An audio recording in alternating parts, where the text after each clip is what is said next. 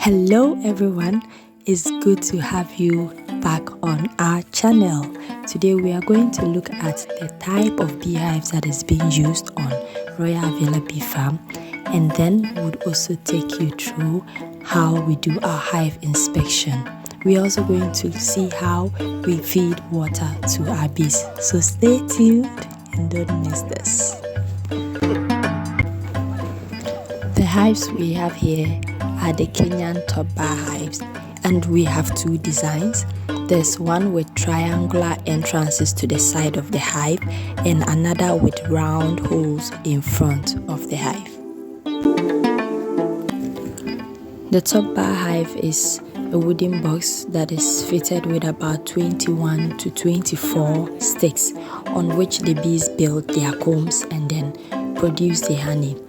And so this one is empty and yet to be colonized. We'll show you briefly what it looks like when it is colonized. And in order to prevent termites from destroying these hives, we place them on metal stands to keep them away from the ground and from termites.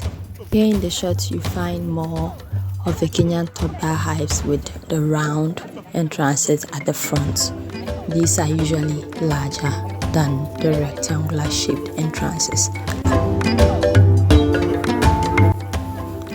For where we are currently, the temperatures are very hot, and we realize that the containers in which we put water for our bees have dried up, so we would need to replace this water. And this is to make it easier for bees to have access to water instead of traveling so many kilometers to find water, which is very important for using in making and the honey that we'll be harvesting later in the year. So we go around to fill these containers with water.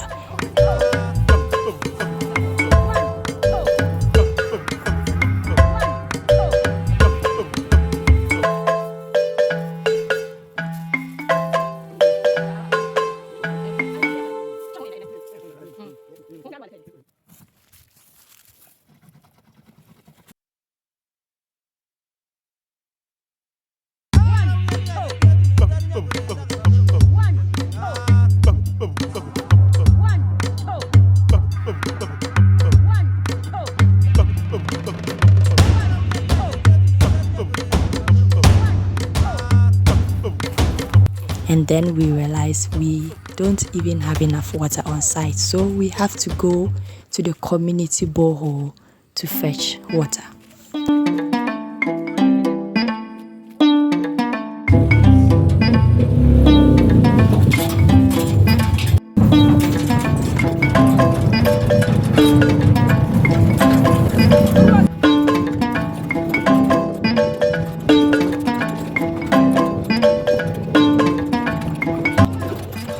To get back to the borehole, we go through the dry season gardening, then past the chief's palace, past a few community houses, and here we are at the borehole.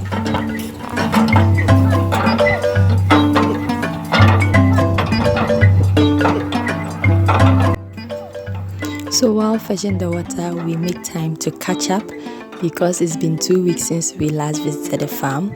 So I interact with the two young men with me to find out what has been going on in the community.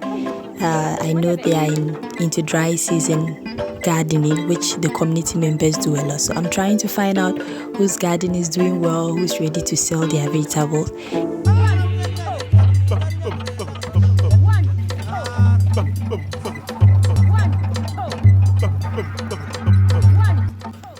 It takes us about 5 minutes to fill our 4 jerry cans, put them back into our Motor King cycle, and off to the farm to feed our bees with more water.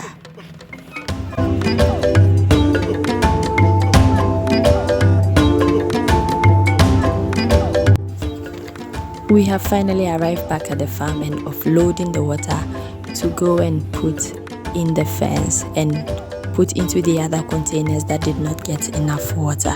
So this is also to help in our next visit. We do not need to go back to the borehole to fetch water, but we have enough water to feed to the bees.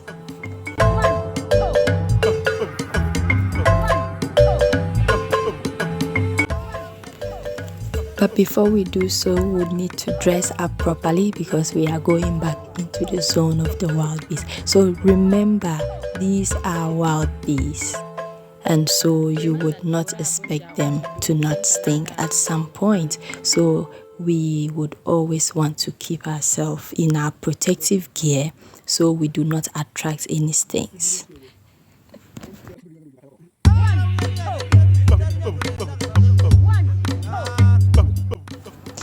But for the fact that I'm the one holding the camera, you would have seen me carry a can of water. I do that usually. In my next video, probably I should capture me handling a can of water.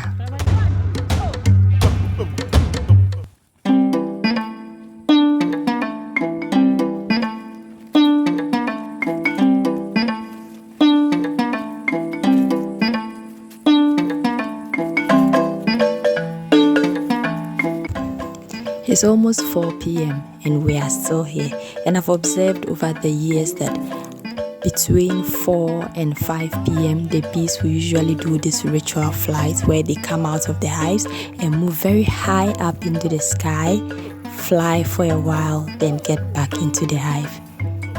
It's a beautiful scene to behold, and today we got the opportunity to witness this rare ritual.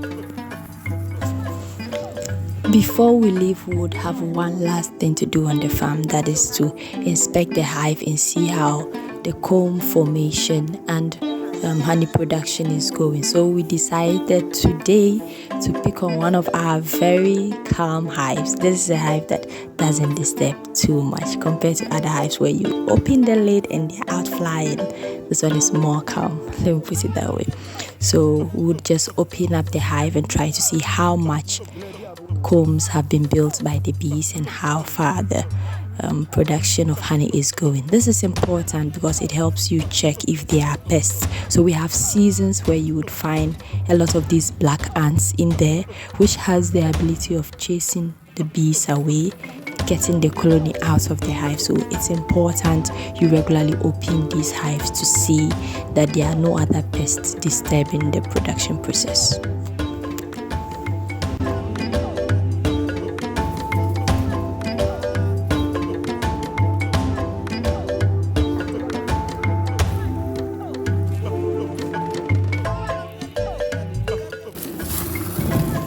Having fed our bees with water, having checked on the hives to see how production is going, we are done for the day. So we spent the afternoon and most parts of the evening here to do this. Thank you so much for staying with us. You can leave your questions and your comments and we'll respond to all of that as soon as we see them. Thank you and see you on our next episode. Bye.